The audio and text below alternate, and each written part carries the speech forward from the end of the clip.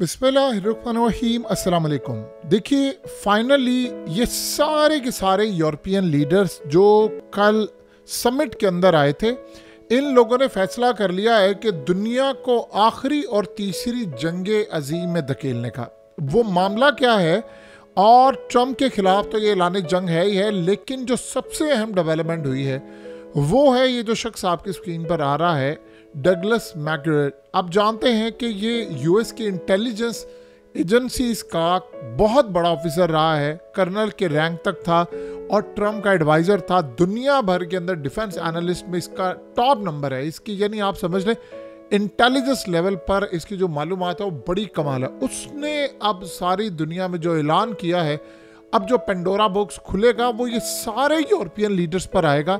सबसे बढ़कर अमेरिका की एस्टैब्लिशमेंट, फौज, एजेंसियां और यूक्रेन की एजेंसियां, ये सारी लपेट में आने वाली है। क्योंकि सही बात कही थी ट्रम्प ने कि हम सारे तीसरी जंग अजीम की तरफ जा रहे हैं। उसने कहा है कि डोनाल्ड ट्रम्प पर जो हमला हुआ था सेकंड, ये बात आप अच्छी तरह समझ लें कि ट्रम्प पर 2 हमले रिसेंटली हुए हैं जो इलेक्शन कैंपेन से पहले थे। एक हमला तो हम सब ने देखा, गोली लगी। एक गोल्फ स्टेट के अंदर गोल्फ खेलते हुए भी हमला हुआ था और उसको भी इन्होंने निशाना बनाया। और इंटरेस्टिंगली उसने कहा है कि अब जो रिपोर्ट सामने आई हैं, और ये बात याद रखिए, इसने ट्रम्प के कहने पर वो चीज़ रिलीज़ की है क्योंकि ये उसका एडवाइज़र तो, और आज भी इंटेलिजेंस लेवल पर इसकी मालूमात। उसने कहा कि यूक्रेन की जंग बंद करने की वजह से डोनाल्ड ट्रम्प के ऊपर हमला हुआ, और वो जो हमले की वजह थी वो कि ये नहीं था कि किसी को आम जगह पर एक काम था। जाहिर सी बात है, एक शूटर जो है वो अगर ट्रम्प के इतना करीब पहुंच जाए जहां वो गोल्फ खेल रहा है या कोई चीज़ खेल रहा है, तो एजेंसियाँ इन्वॉल्व है, सिक्योरिटी इन्वॉल्व है, FBI इन्वॉल्व है, CIA इन्वॉल्व है, फौज है, तमाम लोग शामिल है। सो लिहाजा उसने बड़ा क्लियरली कहा है कि अब जो रिपोर्ट्स इमर्ज हो गई हैं, ट्रम्प ने आकर जो सारी तहकीकात करवाई हैं, पता ये चला है कि वो हमला इसलिए करवाया गया था कि डोनाल्ड ट्रम्प यूक्रेन की जंग बंद करवाने के लिए जा रहा था, क्योंकि उसने पहले ऐलान कर दिया था। तो अब इमेजिन करें ज़रा कि दुनिया की सारी इस्टेब्लिशमेंट, सारी ताकतें जंग चाह रही हैं कि हो, और डोनाल्ड ट्रम्प कह रहे हैं नहीं। जिस तरह उसने ज़ेलेंस्की को बेइज्जत किया, आपने देखा नहीं, 24 घंटे के अंदर अंदर ज़ेलेंस्की ने बेइज्जत होने के बाद वहाँ से मुकम्मल तौर पर व्हाइट हाउस से धक्के मार के जब इसको निकाला गया तो ये चला गया। और कहाँ गया? फिर ये यूरोप गया। यानी उसके बाद ये बरतानिया के अंदर जो समिट होता है, फिर वहाँ पर भी उसकी एंट्री होती है। यूरोपियन लीडर्स को बुलाया गया, कैनेडियन लीडर्स को बुलाया गया, सारे लीडरों ने इसको गले लगाया और वहाँ पर खड़े होकर ऐलान जंग कर दिया है कि चाहे अमेरिका साथ दे ना दे, जो मर्जी हो जाए, हम लोग हर सूरत, यानी इमेजिन कर लें कि हर सूरत ज़ेलेंस्की के साथ खड़े हैं। और ये बात आप ज़हन में रख लें अच्छी तरह, ये मुकम्मल तौर पर तीसरी जंग अजीम का ऐलान जंग है। और अगर ट्रम्प ने यहाँ तक कहा था कि मैंने यूक्रेन जंग बंद करनी है और उसके ऊपर हमला हो गया था, तो आप इमेजिन करें कि जब उसने बंद करने के लिए आखिरी हद तक चला गया है तो फिर क्या, ये सारे जो लोग इकट्ठे हुए हैं ये जंग करने के लिए इकट्ठे हुए हैं। देखिए वो वहाँ पर क्या कह रहे हैं, ये जो पीस प्लान के नाम के ऊपर ये सारे इकट्ठे हुए हैं। लंदन में क्या था कि रशिया सरेंडर करे और तमाम तर जिम्मेदारी रशिया पर है, और उसके बाद रशिया तमाम इलाके इंक्लूडिंग क्रीमिया वापस कर दे, और रशिया यूक्रेन जंग का $500 अरब पे करे, और उसके बाद पुतिन स्टेप डाउन कर जाए और उस सूरत हाल के अंदर रशियन फेडरेशन को कोई और टेक ओवर कर ले। यानी ये पीस प्लान नहीं है, ये तीसरी जंग अजीम का प्लान है।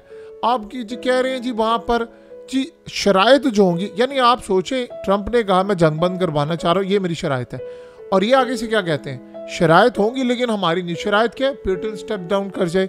शराइत क्या? $500 अरब दे, यूक्रेन छोड़ दे, खुद भी चला जाए, फलाना। यानी आप पागल बने हुए हैं और आप सीधा सीधा चाह रहे हैं कि भाई ये जंग छिड़ जाए।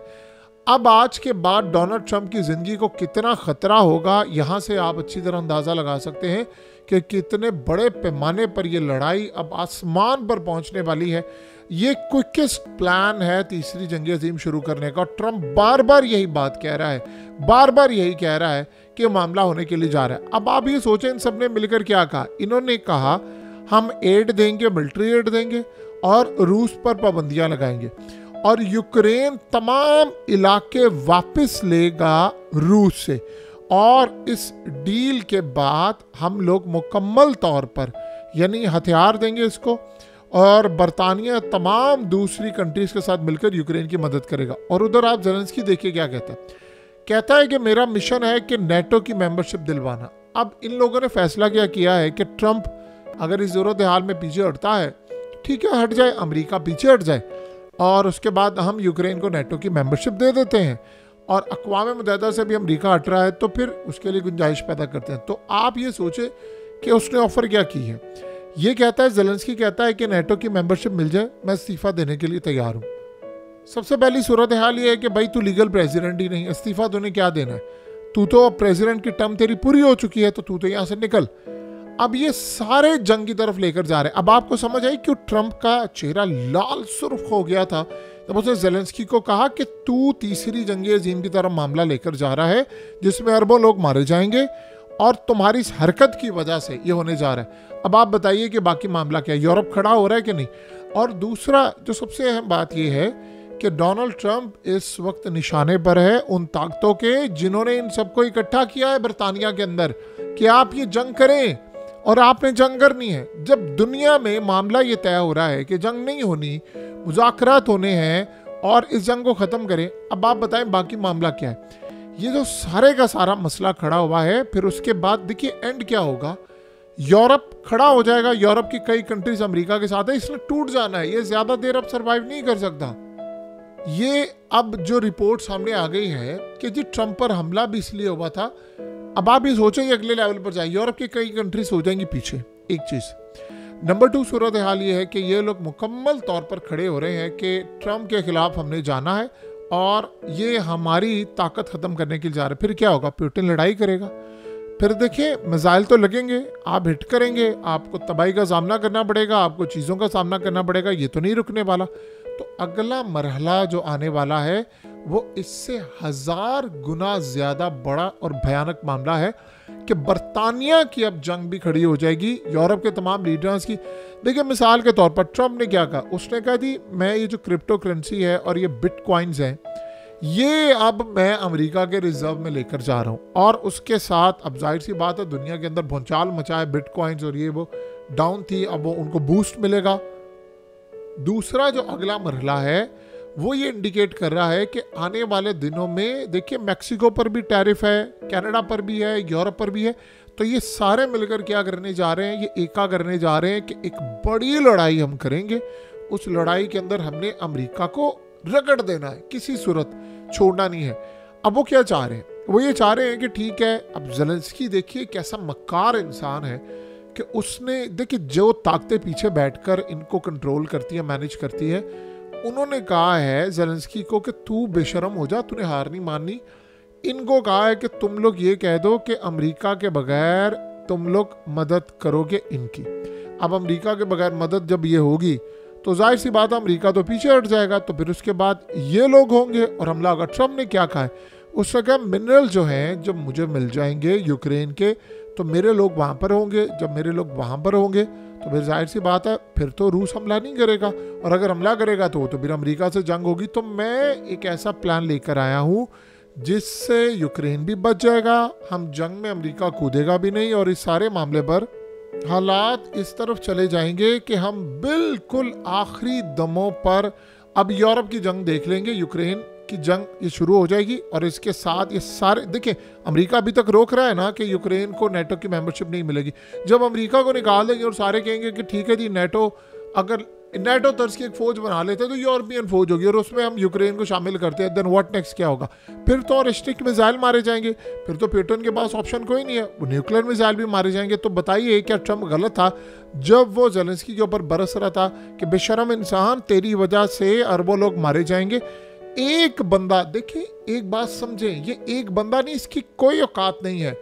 ये बैठे हुए हैं पीछे बैंक्स, ये बैठे हुए हैं पीछे वो हथियार बनाने वाली कंपनीज, ये बैठे हुए हैं वो इंटरनेशनल एस्टैब्लिशमेंट। अब आप यहाँ से एक बात अच्छी तरह समझ ले, दुनिया में जो मर्जी हो जाए, सियासतदान इलेक्ट करे, अवाम करे, जो असल ताकतें होती हैं पीछे बैठकर जिसको एस्टैब्लिशमेंट कहा जाता है, वो दुनिया भर में इतनी स्ट्रांग होती है, बाकी सब उनके मोहरे होते हैं और वो किसी को कुछ भी नहीं करने देते। देखिए, उनको डॉलर्स चाहिए, उनको यूरोस चाहिए, उनको लाशें चाहिए, उनको जंग चाहिए, वो पैसा बनाएंगे, वो इनसे दुनिया में तबाही लेकर आना चाहते हैं। तो इस सारी ज़रूरत हाल में चीज़ें आपके सामने बड़ी क्लियर हैं। जो भी होगा अब बहुत ख़तरनाक होगा, और सबसे बढ़कर डोनाल्ड ट्रंप की जो ज़िंदगी है इस वक्त खतरे से दो चार है, और ये होने के लिए जा रहा है।